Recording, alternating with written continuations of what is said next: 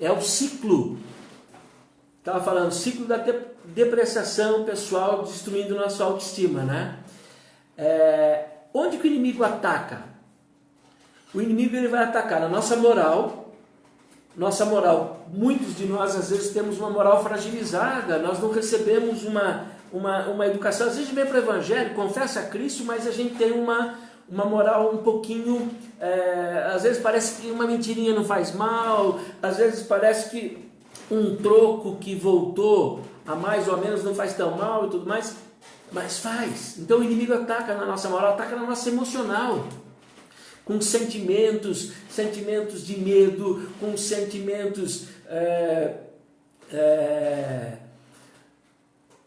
de rancor, de tristeza, de mágoa. Então ataca na nossa, e ataca na nossa aridez espiritual também. Quando nós estamos afastados de Deus, quando nós não estamos voltados para o Espírito de Deus, quando nós não estamos próximos do Senhor.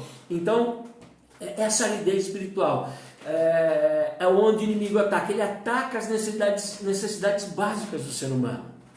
Então, presta atenção, vê se isso não vai ao encontro do que é a nossa vida mesmo. Dá uma olhada nisso. Necessidades básicas. Então, uma das necessidades básicas é a necessidade espiritual. Está caindo a internet, alguém falou aqui. Ok? Uma necessidade é a necessidade espiritual. Espiritual. Deus. Nós temos sede de Deus. Essa é uma necessidade básica. Nossa alma tem sede do Deus vivo. Se distanciar de Deus é perder alimento espiritual essencial para a nossa vida. Então, para nós aprendermos a lidar com as rejeições, nós necessariamente temos que estar próximos de Deus, ligados com Deus. Jesus, que foi tremendamente rejeitado, ele era intimamente ligado ao Pai, intimamente ligado ao Pai. Também temos necessidades emocionais. Quais são as necessidades emocionais que nós temos? Respeito.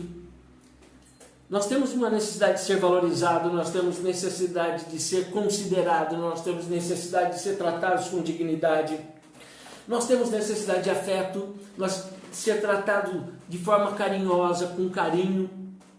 Essas necessidades de emocional, de respeito, de afeto, de aceitação, irmãos.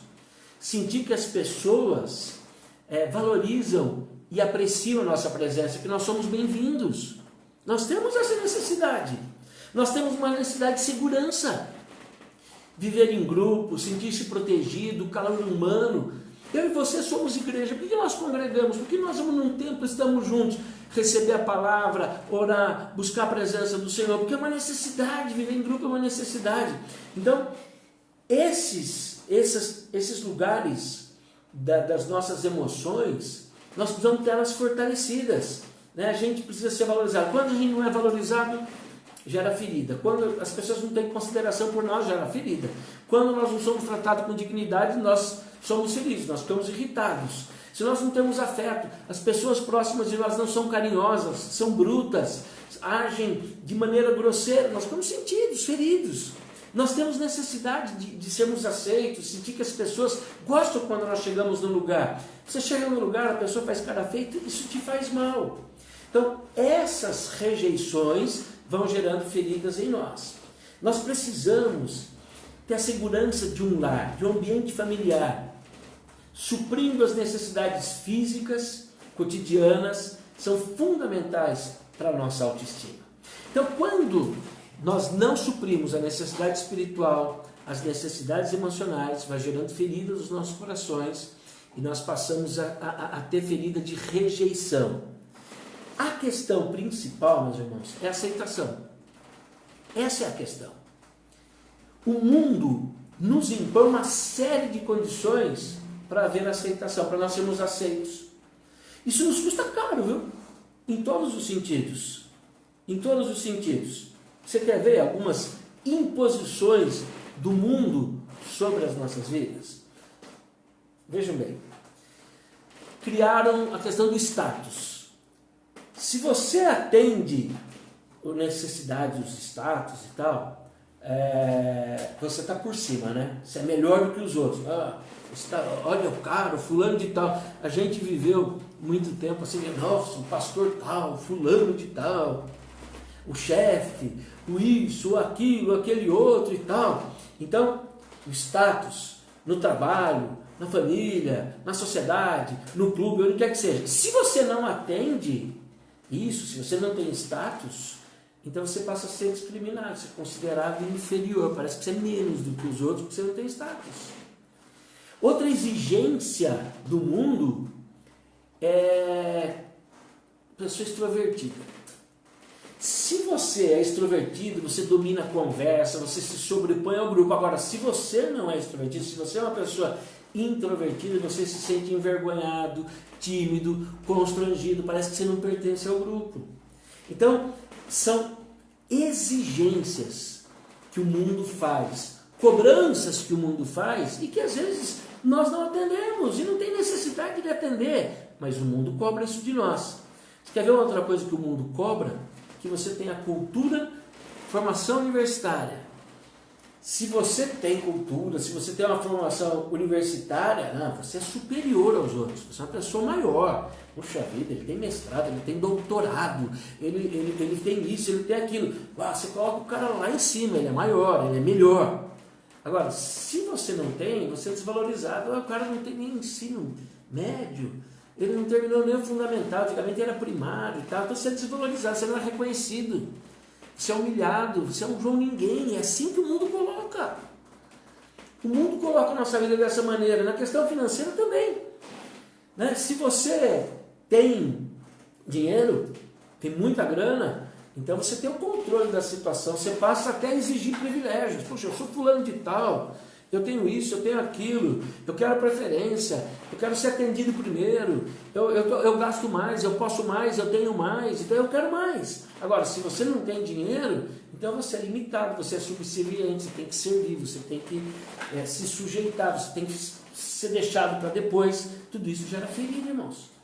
Tudo isso gera ferida. Você quer ver uma outra situação que o mundo impõe sobre nós, culturalmente falando, é a beleza física. Se você tem um padrão, se você está dentro do padrão de beleza, então você tem um sentimento de conquista, as portas se abrem. Puxa! Agora, o outro que já não está dentro daquele padrão estabelecido de beleza, ele começa a se achar inadequado, ele vai ficar complexado. Aí começa a história do bullying, porque um faz uma brincadeira aqui, outro faz outra brincadeira ali. Por quê? Isso é uma cultura imposta pelo mundo, onde você tem que se enquadrar, só que nós não nos enquadramos em todas elas. E quando nós não nos enquadramos em todas elas, nós somos cobrados por isso. E ao sermos cobrados por isso, vão gerando as feridas, as rejeições, vão machucando. Então, considerando a exigência do mundo, são coisas inatingíveis, inalcançáveis. Nós não conseguimos alcançar para termos essa aceitação. Percebemos que existe uma grande decepção na alma humana. Ela fica cristalina. Ela cristaliza os nossos complexos emocionais. Porque nós vivemos um mundo inatingível, nós não conseguimos atingir essas necessidades. Então, como nós não conseguimos atingir essas exigências impostas pelo mundo, então passamos a viver como que algemados, presos por um desejo de aceitação. Eu quero ser aceito. Me aceitem do jeito que eu sou, se eu sou feio, se eu sou bonito, me aceitem se eu tenho dinheiro, se eu não tenho dinheiro, me aceite mesmo que eu não seja formado na universidade, me aceite mesmo eu sendo introvertido, me aceite eu não tendo status, eu quero ser aceito. E como eu não, então às vezes, como eu tenho essa ferida, não sou aceito, a sociedade não me aceita, eu galgo, eu quero essas coisas de qualquer jeito. Eu vou buscar, eu desejo isso de qualquer maneira. Isso gera brechas onde o diabo entra, mas entra de sola mesmo, entra de sola com a rejeição, transformando esses pontos fracos em complexos, onde a carência afetiva se instala e aprofunda. Então, tem um monte de complexos que às vezes você tem aí, por carência afetiva, que foi entrando, né? E isso foi aprofundando. Como nós conseguimos atingir essas exigências feitas pelo mundo, então passamos a viver presos a isso. Isso é o ciclo da depreciação pessoal. Esse ciclo da depreciação pessoal, irmãos, na tentativa da gente corresponder a essas expectativas, a essas exigências, nós acabamos frustrados e complexados. Isso agrava o processo de carência afetiva, de rejeição, vai ficando cada vez mais pesado, vai fechando um ciclo que impõe um processo de autodesvalorização. Que você vê, você fala, não está valendo mais nada. Muitos de nós, parece que a vida não tem valor. Parece que não está valendo mais nada, porque a gente não atinge essas expectativas. Aí, começamos a perder valores importantes, valores como transparência, humildade, sinceridade, acabam sacrificadas na tentativa de passar aos outros algo que nós não somos. Então a gente perde a transparência, a gente sacrifica a transparência, a gente perde a humildade, a gente perde a sinceridade, porque eu quero passar o que eu não sou. Porque o mundo exige algo de mim que eu não sou, então eu sofro, eu tenho minhas carências, eu tenho os meus complexos, eu me sinto rejeitado, então eu crio um personagem, crio uma capa, crio paredes de proteção, que eu pretendo ministrar isso num outro dia sobre as paredes de proteção, para me proteger. Vendendo o que eu não sou. Isso alimenta a crise, uma crise de valor pessoal, afetando profundamente a nossa identidade. De repente nós não sabemos mais quem nós somos. Eu vivo para agradar os outros, eu vivo para agradar o grupo, eu vivo para agradar a sociedade, eu vivo para agradar o meu pai, agradar minha mãe, agradar meu marido, agradar minha esposa, eu vivo para agradar o pastor, eu vivo para agradar, e de repente eu não sei mais quem eu sou. Que eu tento fazer o que os outros, que eu acho que os outros estão esperando que eu seja. Então eu vivo uma crise de identidade. A gente tentar forjar em nós exigências desse mundo, nós construímos barreiras na nossa personalidade que bloqueiam o amor e acaba superficializando o relacionamento. Os relacionamentos não aprofundam, ficam superficiais. Às vezes é até meio meloso, mas não é verdadeiro. Às vezes é até troca de carinho, um leva um presente, um pãozinho, não sei o que, na casa do outro, mas não tem profundidade. Infelizmente, muitas vezes nesse processo de carência, abusos, rejeições, eles começam desde cedo na nossa vida. E quando queremos atingir as expectativas lá dos nossos pais, dos nossos mestres, dos nossos líderes, dos nossos grupos, dos nossos colegas, vem lá de trás e vai vindo, às vezes o cara está com 30, 40, 50, 60 anos e não conseguiu se libertar disso ainda.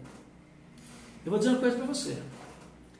A dor emocional é o principal agente que nos induz a esse processo de autodepreciação. A dor emocional causa umas feridas, a gente vai se depreciando, de repente a gente não sente que não tem mais valor nenhum. Não tem valor para o marido, para a esposa, não tem valor para Deus, não tem valor para os amigos, não tem valor. A dor da rejeição é o pior tipo de dor.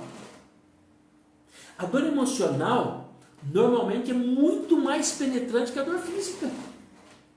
Nós precisamos aprender com Jesus a superar essas dores. Nós precisamos aprender com Jesus a vencer essas barreiras.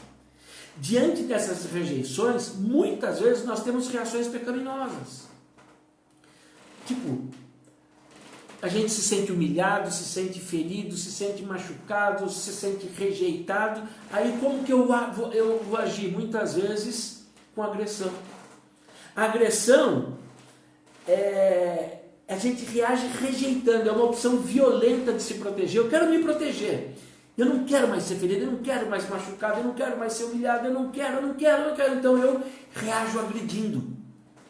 Vai para a área da rebelião. Uma outra forma de proteção é a fuga e o introvertimento. Quer dizer, a pessoa vai se fechando, vai entrando num casulo. Ele acredita na rejeição. A pessoa começa a falar que ele é feio, começa a falar que ele é burro, começa a falar tantas coisas que cada um sabe a rejeição que tem, e os outros, quando mexem nessa ferida, sabem o quanto dói. Alguns reagem de forma agressiva, alguns fogem. ficam introvertidos, acanhados, acreditam nessa rejeição. Aí apoia-se no medo, fala, eu vou ficar quietinho aqui, porque eu não quero ser ferido novamente, eu não quero que falem isso de mim novamente. Então não aparece, não fala, não se desponta. Aquele projeto maravilhoso de Deus na vida dessa pessoa não vai acontecer, porque ela vai fugindo, ela foge da realidade. Aí ela vai ficar lá chorando naquela ferida e na sua autopiedade, vai para a área da autorrejeição. Ela acredita naquela ferida, ela acredita naquela rejeição, ela acredita naquilo que as pessoas estão falando. Outra forma de fugir, uma é a agressividade, outra é a fuga e outra é a manipulação. Então você começa a tentar dominar o território, recebe, toma dos outros, tira de um, põe no outro, quer controlar as reações de maneira a conseguir a aceitação desejada. Então ele controla daqui, tenta controlar toda a situação para ser aceito. Reage tomando proveito da situação. Vai para uma personalidade manipuladora. Tanto a manipulação, quanto a passividade, que é a fuga, como a agressividade. Todas essas reações, as rejeições, são reações pecaminosas. Mas elas são paredes de proteção, é um mecanismo de defesa diante das rejeições sofridas. É uma forma de esconder nossas dores, esconder nossas feridas. O problema é que elas são reações pecaminosas e irão apenas encobrir e aprofundar a nossa dor. Quando nós reagimos de forma pecaminosa, sacrificamos a transparência, a nossa espontaneidade, a nossa honestidade, gerando dissimulação, solidão, bloqueio contra o amor. Nós temos que assumir nossas responsabilidades. Nós temos que sair dessa situação. Assumir nossa identidade, assumir quem nós somos. Quando nós somos feridos e rejeitados, nós precisamos assumir as nossas próprias culpas, quem nós somos de verdade. Não podemos fazer dessa situação um pretexto para o pecado. A Bíblia nos ensina, irmãos, a resistir à tentação e evitar o pecado. Não podemos culpar pais, culpar as drogas, culpar namorado, namorada, culpar a sociedade, culpar a escola, culpar o governo, culpar os outros. Nós temos que assumir nossas responsabilidades diante da nossa vida. Nós viemos de Deus com um projeto a ser cumprido. Se eu estou acreditando no que os outros estão falando de mim, se eu estou acreditando no modelo mundano e quero viver para suprir isso, esse é o problema meu. O pecado, meus irmãos, é uma escolha moral. Eu posso praticar ou não, é moral isso. Eu faço ou eu não faço, eu escolho fazer ou eu escolho não fazer. Devemos humildemente admitir. Se pecamos, a culpa é sempre nossa, não são dos outros. Assim é que vamos resolver nossos traumas, nossos dilemas, desenvolvendo uma personalidade livre. Porque para isso nós somos chamados. 1 Pedro, no capítulo 2, versículos 21 e 23, fala assim: porque para isso sois chamados, pois também Cristo padeceu, sofreu por nós, deixando-nos um exemplo, para que sigais as suas pisaduras. Nós vamos seguir as pisaduras de Cristo, o qual Cristo não cometeu pecado. Ele tomou uma decisão moral. Ele foi rejeitado, ele foi ferido, ele foi humilhado, ele foi achincalhado. Mas ele tomou uma decisão moral de não pecar. Ele tomou a decisão da sua vida. Então 1 Pedro fala assim: o qual não cometeu pecado, nem na sua boca se achou engano. O qual, quando o injuriavam, ele não injuriava de volta, não. E quando ele padecia, isso é, ele sofria, ele não ameaçava. Mas ele entregava-se àquele que julga justamente, ele entregava-se a Deus. Ele se colocava nas mãos de Deus. Esta é a situação que pode começar a trazer libertação sobre a nossa vida. Diante de todas as feridas, de todas as rejeições, tudo que você passou na vida, ninguém está dizendo que você não passou, a questão não é o que fizeram contra você, é como você vai lidar com isso. Temos que interromper o processo das reações pecaminosas. Nós temos que interromper o processo de agirmos conforme a forma do mundo. Não vos conformeis, não tem a forma do mundo. Mas, ao contrário, transformar-vos pela renovação do vosso entendimento. Então, a semelhança de Cristo, Cristo foi rejeitado, mas ele se transformou numa pedra de esquina, pedra angular. Lá em Isaías, no capítulo 53, versículos 7 e 8, diz assim: ele foi oprimido, Jesus, mas ele não abriu a sua boca. Como um cordeiro, nós pregamos recentemente sobre a vitória do cordeiro. Quem nos acompanha aqui lembra disso. Como um cordeiro, ele foi levado ao matadouro. Como uma ovelha muda perante os seus tosqueadores, ele não abriu a sua boca. Da opressão e do juízo foi tirado. Quem contará o tempo da sua vida? Porquanto foi cortado da terra dos viventes e pela transgressão do meu povo, ele foi atingido.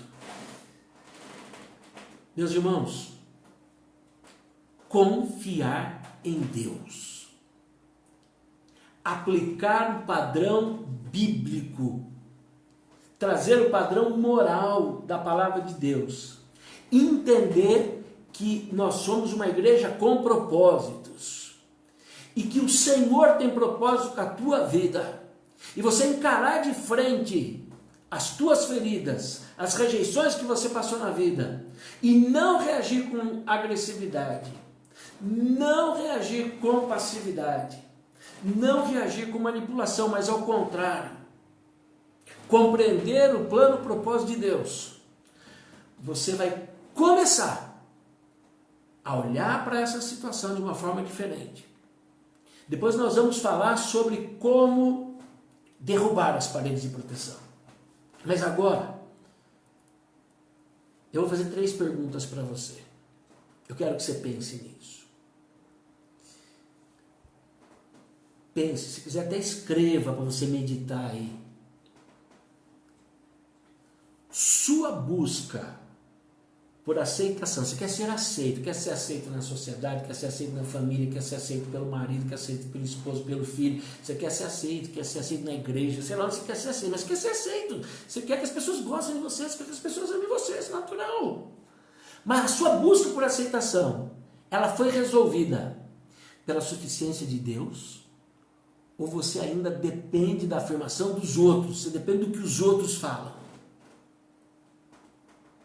A tua busca por aceitação vai ser resolvida pela suficiência de Deus, ou você vai ainda se preocupar com o que os outros falam de você? Pergunta número 2.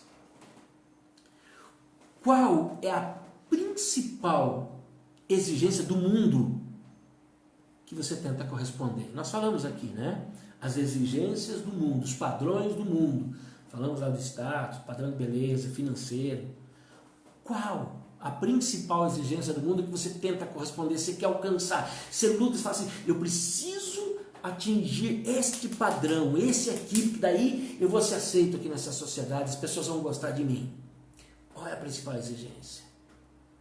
E terceira pergunta, como você tem reagido diante de frustrações nessa área? Que você busca e não alcançou? Como você tem reagido? Emocionalmente, espiritualmente, moralmente, como você tem reagido? De que maneira? Eu creio que a palavra de Deus ela é puramente verdade. Essa palavra que eu estou ministrando para vocês, um dia foi ministrada para mim e eu entendi que eu tinha muitas feridas de rejeição. E eu precisava lidar com essas feridas de forma diferente. Eu precisava interpretar, eu precisava olhar para elas de uma forma diferente para que pudesse mudar a minha vida, a minha existência. Ninguém é feliz dessa maneira, tentando desesperadamente atingir as expectativas que o padrão do mundo nos impõe. Ninguém vai ser feliz, não tem como. Por que eu vim para a Terra? Por que você veio para a Terra? Qual é o plano de Deus na tua vida? Qual é o propósito de Deus na tua vida? Você não tem que responder a expectativa do mundo, você tem que responder a expectativa que Deus tem de você. Lei dos 2 altares, aquilo que eu falei no início. A lei dos 2 altares. O que Deus pensa acerca de você? Qual é a expectativa que Ele tem de você? A expectativa que Deus tem de você é completamente diferente da expectativa que o mundo tem de você. Completamente diferente. Não tem nada a ver uma coisa com a outra. O mundo pode esperar de você muita coisa. Mas o que vale é a expectativa que Deus tem de você. Você levanta um altar ao Senhor. E você levanta um altar externo. Levando, testemunhando o propósito de Deus na tua vida, revelando Deus através de você. Quando você leva a sua vida num processo de caminho de feridas e não de altares, você não vai ser bem resolvido, as pessoas próximas de você não vão ser bem resolvidas, você vai ser ferido, você vai ferir. E os planos e propósitos de Deus que Ele tem com você acabam não acontecendo. Mas se você deixar esse padrão e olhar para o padrão de Cristo, o mais rejeitado de todos, mas Ele se transformou a pedra de esquina, pedra angular, Ele venceu e quer entregar essa vitória para você.